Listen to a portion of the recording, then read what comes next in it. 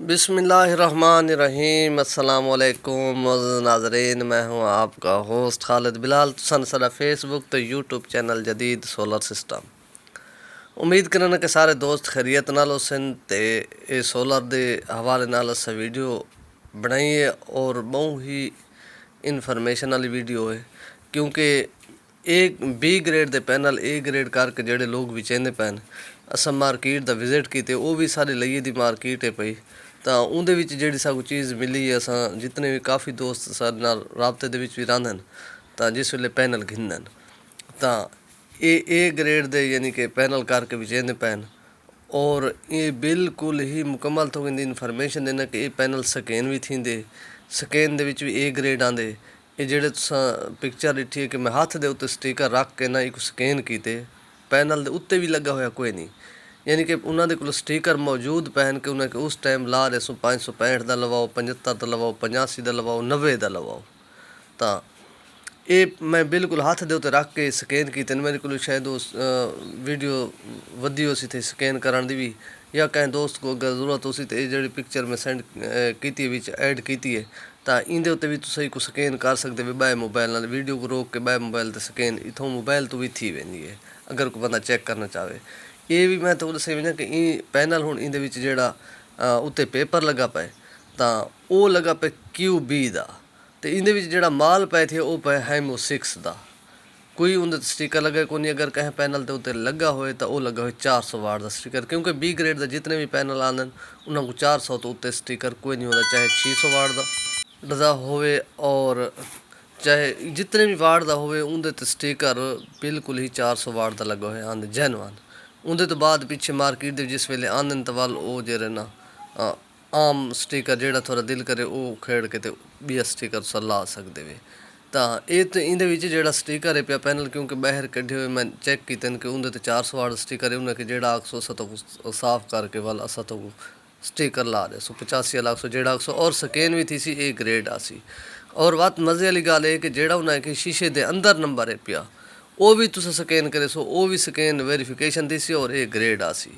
तो ई वजह तो मैं कि दोस्तों तक वीडियो यो शेयर करा ताकि मज़ीद 2 नंबर तो बचन। और ये मैं ई वजह तो थोड़े पहले दिन मैं कैमरा ई वजह तो घुमाए कि इंदी पैकिंग भी तुस दे गिनो, जेनवन पैकिंग भी देखो, और जी ये लोकल पैकिंग है इंदा भी थोड़ी पहचान तुसा कर गिनो कि ये लोकल पैकिंग या जेनवन पैकिंग का फ़र्क केड़ा है पिया।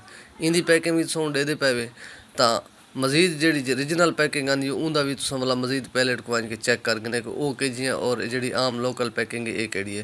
पहले भी मैं दस चुका कि वीडियो के ना, क्योंकि लोकल माल पैक थी पैन पठान वाला माल बाजो कसते तो वो पैक थी कि माल जेडे ना मार्केट के विकते पैन।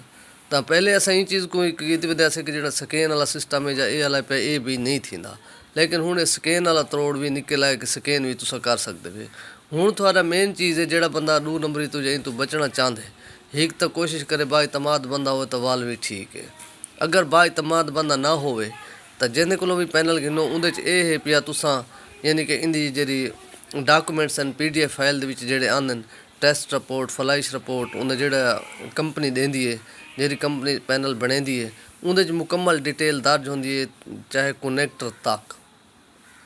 तो इंदी लीड के हवाले नाल भी दसन कि इतनी लंबी इंदी लीड है पी, इतने MM है पी, ये कनैक्टर है पिया, ये इंदी पैमाइश है पी, ये इंदे बार्डर की पैमाइश है पी, ये इंदा वेट वजन है पिया। तो मुकम्मल ही यानी कि उतों PDF फाइल के 50 सफ़े ते मुश्तमिल होंदी है, मुख्तलिफ यानी कि कंपनियों के मुख्तलिफ सफ़ियां होंगे। तो उनके ते थोक उनकी वेरीफिकेशन थी सी।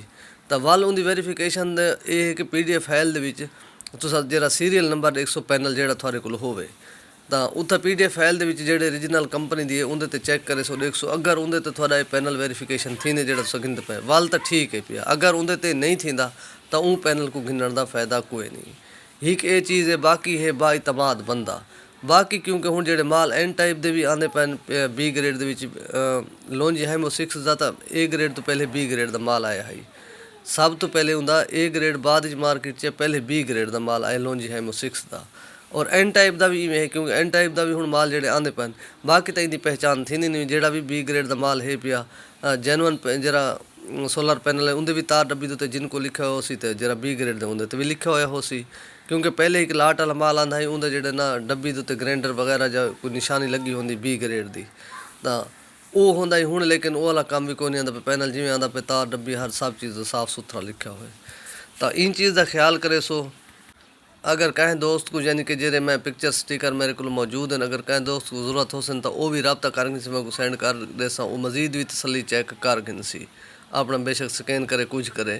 तो ये जरा इंदे तो मैं तो दसा कि जेडे हूँ पैनल हिन पे इंदे ते पेपर तो ये नहीं हूँ मैं कोई चीज़ दी मैं उन्होंने को मजीद वजाहत नहीं की, उन्होंने मेरे को नहीं दसाया कि माल तो हाइमो 6 दे उत्ते जरा पेपर लगने ये QB का क्यों लगा खड़े, QB 565 का लगा खड़ा है।